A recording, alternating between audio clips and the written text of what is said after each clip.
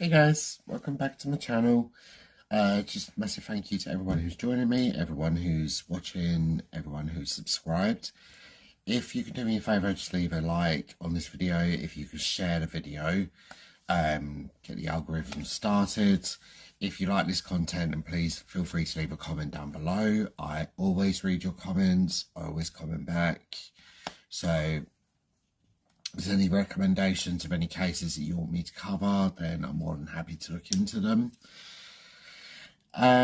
If you are watching and you're not subscribed, please feel free to subscribe. I'll never ask you guys for any money, but a subscription is always free and it really does help me out. So today's case, I'm going to be focusing on the Hammersmith Nude murders. So this is another cold case. As of 2024, despite the amount of vast information that's out there about potential suspects, it's never ever been solved. And this is all from debates on TV, the opinions of people, and they've still never managed to pin down a culprit. Because of the similarities of the case, the victim profiles, the press dubbed the killer Jack the Stripper. It bore a lot of resemblance to Jack the Ripper. So, between 64 and 65, so 1964 to 65, the bodies of 6 sex workers was discovered naked and dumped all along the River Thames in different areas of London. And this led to the press labelling the crimes as Jack the Stripper, like I said. And possible links to 2 earlier murders that were made in 1959 and 1963 were linked by the investigators.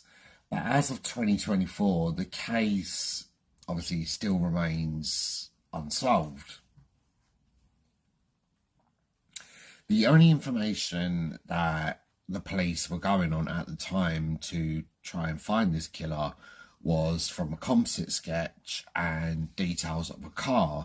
And this is from a colleague of one of the women, one of the victims that were in this case. And almost 7,000 people, they were interviewed by Chief Superintendent John DeRose, who worked at Scotland Yard. And in spring of 65, the investigation into the deaths had a major breakthrough when some of the bodies started turning up with paint samples on them.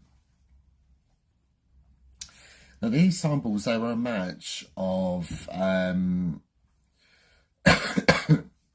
a concealed transformer at the rear side of a building on the Heron Factory estate in Acton.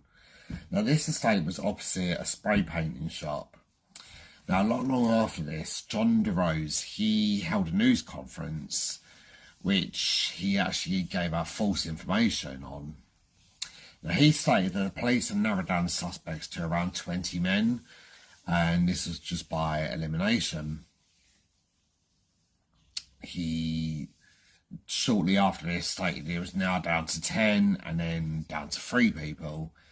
But as soon as this conference went out, the murders just completely stopped happening. The killer just vanished into thin air. Now, according to some writers, 2 of the victims were connected to the 1963 perfume affair. Now this, if you're not aware of this, is a very infamous thing. It was a 46-year-old politician who had an affair with a 19-year-old model called Christine Keeler. And 2 of the victims that are involved in this case, they gave testimony, they come forwards in the court case for the Profumo scandal. So they, for a short while, believed that the killer was involved with John Profumo.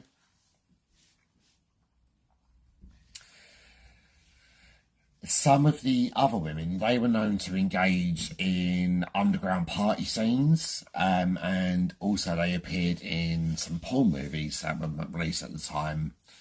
Now, the writers stated that they think the victims would have known each other, they would have worked in the same sort of circle. They also estimate that the killer may have also been connected to the suspects from these scenes.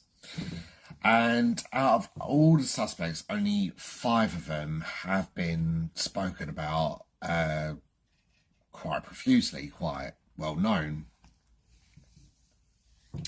So before we get into the story on the backstories of the women that were involved, like the victims, we're going to be talking about the suspects that were known in this case. So the first one was a man called Kenneth Archibald. So on April the 27th, 1964, Kenneth, who was 57 years old at the time, he voluntarily walks into Notting Hill Police Station. Now, he confesses at the time that he's responsible for the death of the third victim to be found. So Kenneth was then formally charged, and he actually stood trial in June of 1964. Now, when asked to enter his plea, he then goes on a complete 360. He retracts his statements. He now says that he wasn't involved in this. He pleads not guilty, and due to the lack of evidence, and bearing in mind obviously we're going back to 1964 at this point, DNA profiling and evidence gathering is not as well done as it is today. It was not even in its infancy. It wasn't a thing. Police at the time, they had to work by paperwork.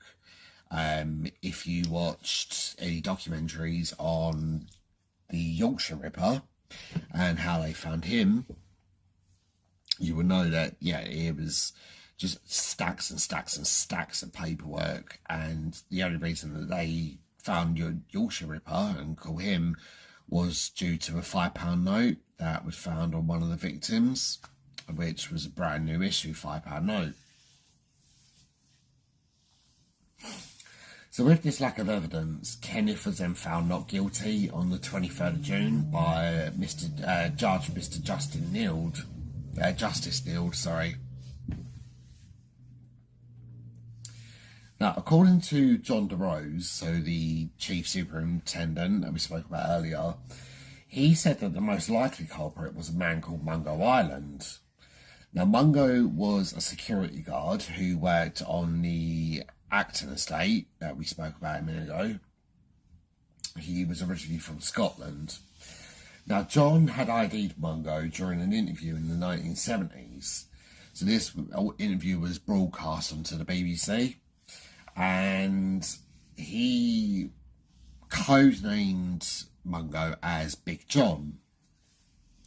Now, he said that Mungo had been the suspect for the final victim, and that Mungo was also, like I said, the security guard at the industrial estate where the paint samples had been from. Now, before the investigators could get underway, Mungo, he sadly committed suicide. And this was by carbon monoxide poisoning. He left behind a note saying to his wife, "I can't stick it any longer. To save you and the police looking, I'll be in the garage." Now, while he was seen as a strong suspect in the murders, recent investigations, they suggest that Mungo was actually in Scotland at the time when this happened.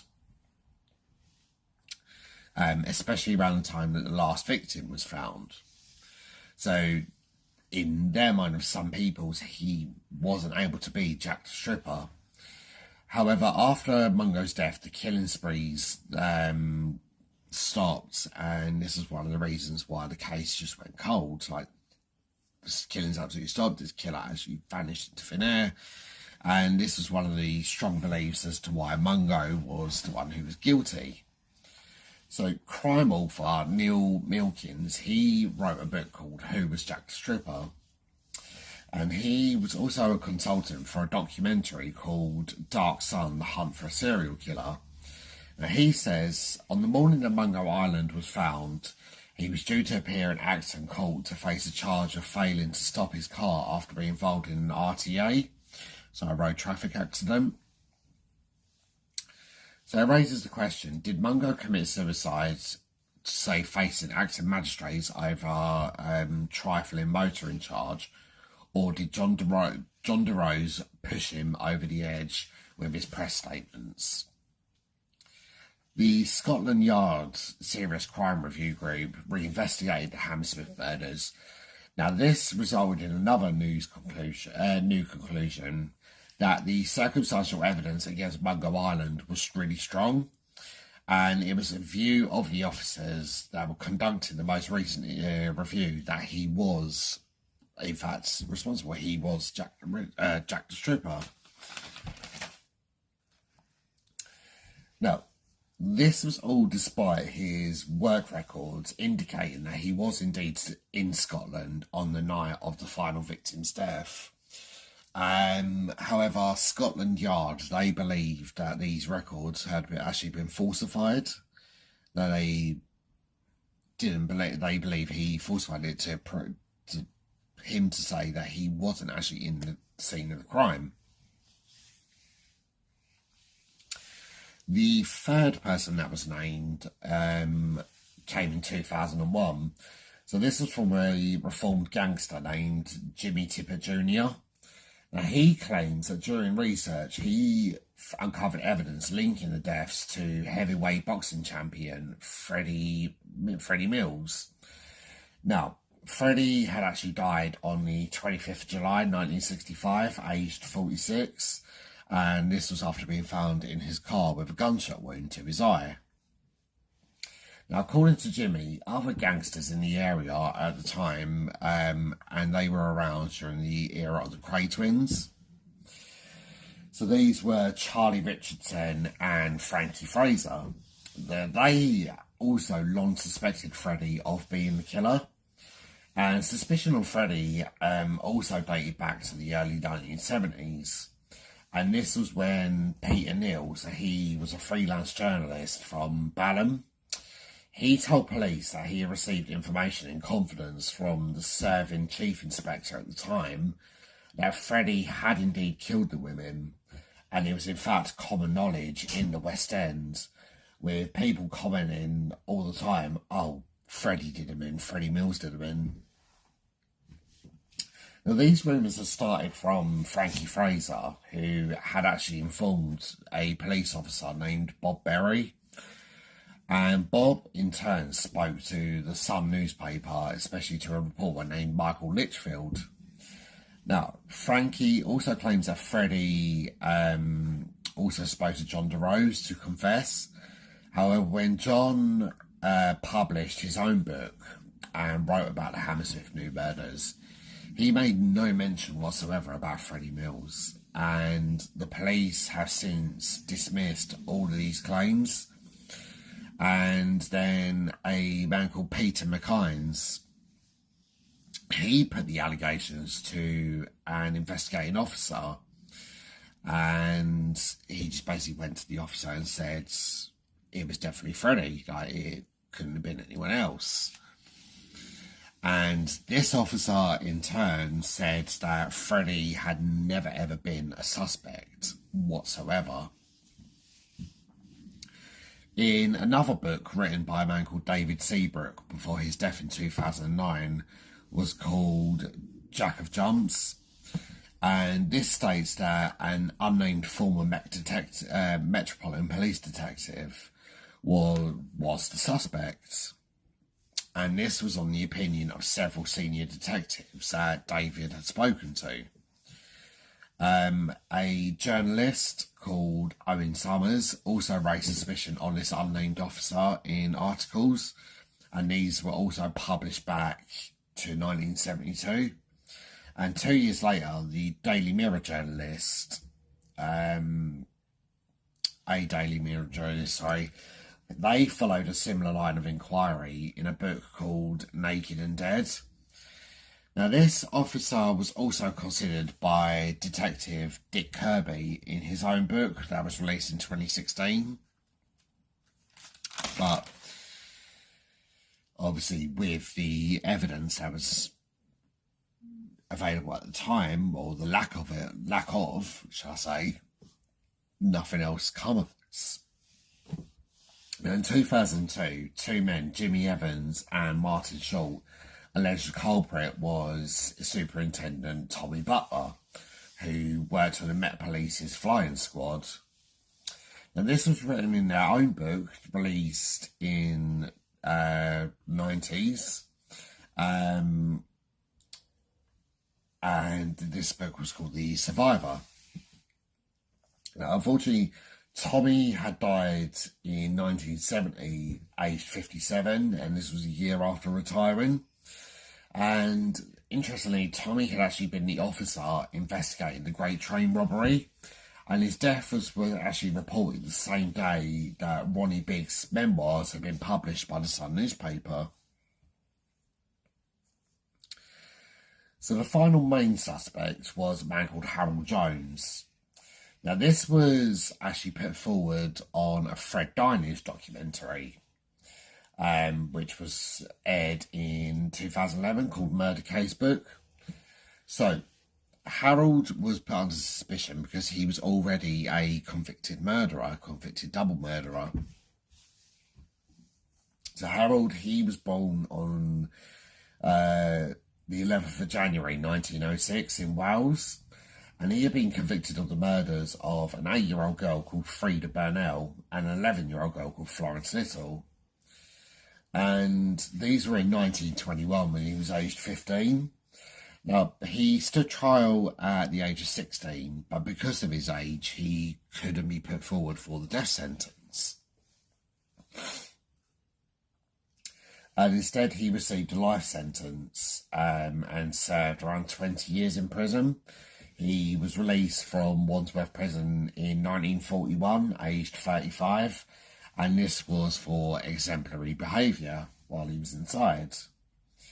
And it's believed that he actually returned to Arbertillery in Wales, where it's believed that he actually visited the graves of Frida and Florence. In 1947, Harold actually relocated to Fulham in London, and police suspected him because the Hammersmith murders bore a striking resemblance to the two that he was convicted of.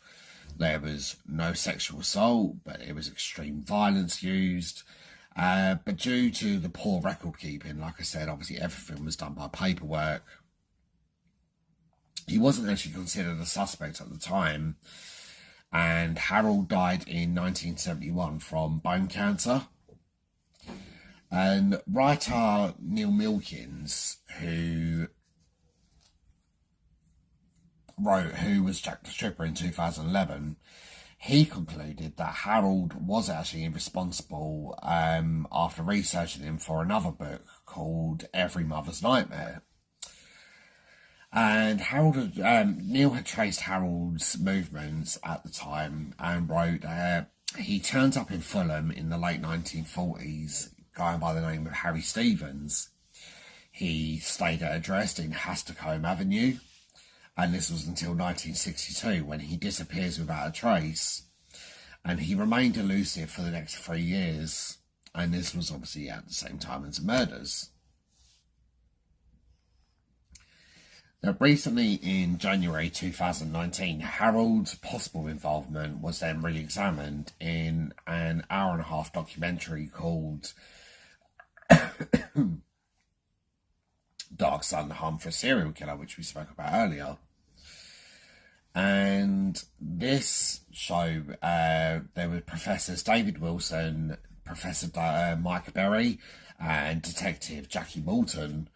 Now, they used actually contemporary police techniques such as geographic profiling and offender profiling. They used this to see if Harold's convicted crimes could be measured against the Hammersmith murders. And what they come up with were many striking similarities. So they concluded that it must have been Harold because, like I said, the MO, the modus operandi of the Hammersmith murders was so strikingly similar to the murders of Florence and Frida. But obviously, by this time, Harold was 40 years dead, or 50 years dead, how long it's been, they wouldn't be able to prove it, but they believe that it was Harold Jones. So with all that said and done, all out of the way, we're just going to take a look at the victim profiles. So, like I said, obviously there's 6 women that were the main target, but there was actually 2 earlier murders that were linked for a short time.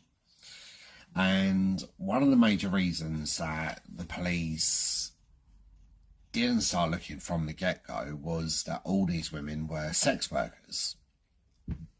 Well, back in these days, obviously there was a real negative opinion on women who worked as sex workers. They were seen as lowest of the low, and the police's attitude at the time were, well, no one's going to miss a prostitute. So the first victim that was found was a 21-year-old girl called Elizabeth Figg. Now, she went by the name of Anne Phillips when she was working. So Elizabeth, she was born on March the 24th, 1938 in Bebbington, Cheshire. Her body was discovered at 5:10 a.m. on the 17th of June by police officers, and this was during a patrol of Duke's Meadows, Chiswick, on the north bank of the River Thames. Now, this area had a reputation as a sort of lover's lane, and sex workers were known to take their clients here. Now, Elizabeth's body was found on some scrubland between the town path and Dad Mason Drive, and this was about 200 yards west of Barnes Bridge. Now, the dress had been torn at the waist, and this was revealing her breasts, and police could see visible marks around her neck that were consistent with strangulation. Her underwear and her shoes were missing, and pathologists examined her death, said that she would have died between 12 and 2 a.m. A post-mortem photo of Elizabeth's face was then put out into the press. This was their way of obviously wanting to ID her, and this press coverage was actually seen by Elizabeth's roommate and her mum. Police then began an extensive search of the area, including the riverbed. Now, this failed to show Elizabeth's belongings. They couldn't find what had been removed. Police officials theorised that she had been murdered in her client's car after removing her shoes and underwear, and those along with her bag had been left in the car and her body disposed of. Now, on the opposite side of the river was a pub, and one of the customers said that on that particular night, him and his wife had seen headlights of a car. They were parked on the other side of the river at 12:05 a.m. The lights switched off and they heard a woman screaming, and obviously they didn't really think anything of it because, like I said, this particular area had the reputation of being Lover's Lane, so they just thought that this was part of what Elizabeth was doing, what Elizabeth was working as. As I said, obviously the views on sex workers at this particular time were particularly low. So the next person to be found, and the second potential victim of Jack the Stripper, was a lady called Gwyneth Reese. Now, she went by the name of Georgette Reese, Tina Smart and Tina Dawson, and she was born on the 6th of August 1941 in Barry in Wales. Now, Gwyneth had actually moved to Essex some time before and had lived with her sister, and she eventually moved on to London. Now, real quickly in London, she fell onto hard times, and this forced her into going into sex work. Now, Gwyneth's body was found on a household refuge site on Townmead Road in Mortlake. Now, this was about a mile from Duke's Meadows, and this was on the 8th of November 1963. So, exactly the same as Elizabeth, Gwyneth had been strangled. She was actually found completely naked, apart from a single sock that was left on her right foot. And she had also accidentally been decapitated by refuse workers. They were out working at the time, and they were levelling over the refuse site using shovels, and they accidentally removed Gwyneth's head. Now, obviously, things were put out in the press, no one come forward, and just like Elizabeth, Gwyneth's case went cold. The first official classified victim of Jack the Stripper was a lady called Hannah Telford. She was born on the 19th of August 1933 in Headon-on-the-Hill, Northumberland. So, Hannah had actually turned to sex work after coming to London to support her 2 children. And she was actually pregnant with her third when she died. She went by the names of Hannah Lynch and Ann Taylor. Now, her body was found on the foreshore of Linden House, where she had been strangled and then drowned. Her front teeth had been removed, and her underwear was stuffed into her mouth. Now, prior to her death, Hannah had actually been missing for a week. And when her body was discovered, police didn't actually see it as a murder. They done a post-mortem, and based on this and how she was actually found, they listed her death as a suicide. And they basically said that she had jumped into the river to escape from her life. She drowned herself, basically. And Hannah was actually one of the women that were involved in the Perfumer case I mentioned earlier. On the 7th of April 1964, the body of 25-year-old Irene Lockwood was then discovered on Corney Reach foreshore. Now, this was not far from where Hannah had been found. Now, like Hannah, Irene was also pregnant at the time. She, again, had several teeth missing, and police noted that she had been strangled. Now, this is when they actually linked Irene's death to Hannah's. They ruled that Hannah had not committed suicide. And they linked Gwyneth to her, so obviously the second body that was found in 1963. But quite quickly after, they omitted Gwyneth once Irene's death was announced in the press. Now, it was when Irene's body was discovered that they began actually running the name Jack the Stripper. And this was due to the fact, obviously, similarities between Jack the Ripper and the fact that all the victims were now being found naked. The next victim was a lady called Helen Bartholomew. She was 22 and she was born on the 9th of June 1941. And she was born in East Lothian, Scotland. Now, she had come to London to pursue some dreams. She had dreams of working in the city and being successful, quickly fell on hard times and turned to sex work to support herself. Now, due to the heavy police presence on the river, Helen's body was actually found in an alleyway on Boston Manor Road in Brentford. And this was on the 24th of April, 1964. She had been reported missing 2 days previously, and like the other women, she had been strangled and her front teeth had been removed. And she was the first victim to have her body covered in the flecks of paint that we spoke about earlier. The next victim was a lady called Mary Fleming, born on the 16th of September 1933 in Clydebank in Scotland. Now, like Helen, she had come to London from Scotland to pursue her dreams. She wanted to work in the city and, again, fell into sex work. Her naked body was found on Berrymead Road in Chiswick. and this was on the 14th of July 1964.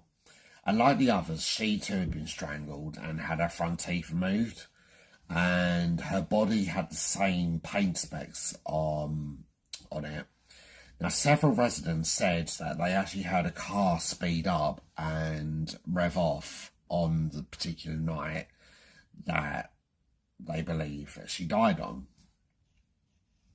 And quickly, just like the others, the case just went completely cold.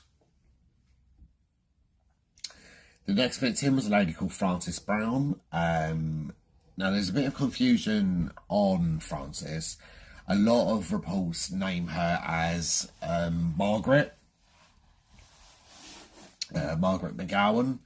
They say that Frances Brown was one of her worker names, but other reports list her as Frances Brown and that Margaret was a work name. But she was 21 years old and she was born on January the 3rd, 1943 in Glasgow. She was actually seen on the 23rd of October 1964, and this was by a colleague of hers. Now, the colleague said that she saw Frances getting into a client's car, and Frances had many names that she would go by. Like I said, obviously there was Margaret McGowan, Frances Quinn, Anne Sutherland, Donna Sutherland, and Susan Edwards, and also Nuala Rowlands.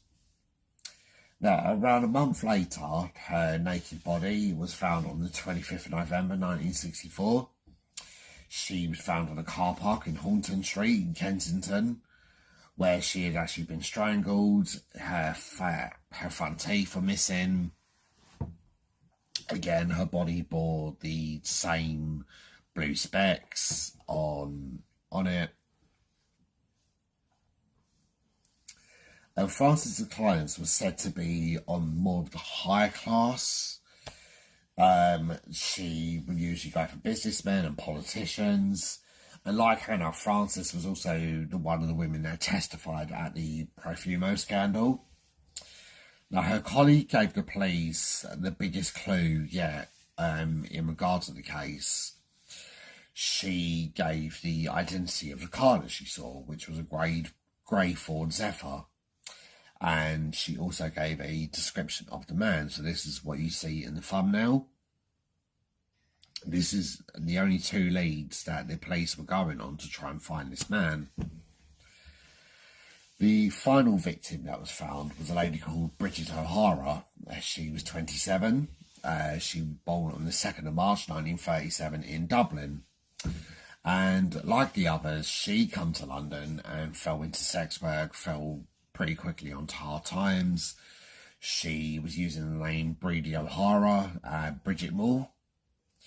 She was last seen on the 11th of January that year, and her body was discovered on 16th of February 1965.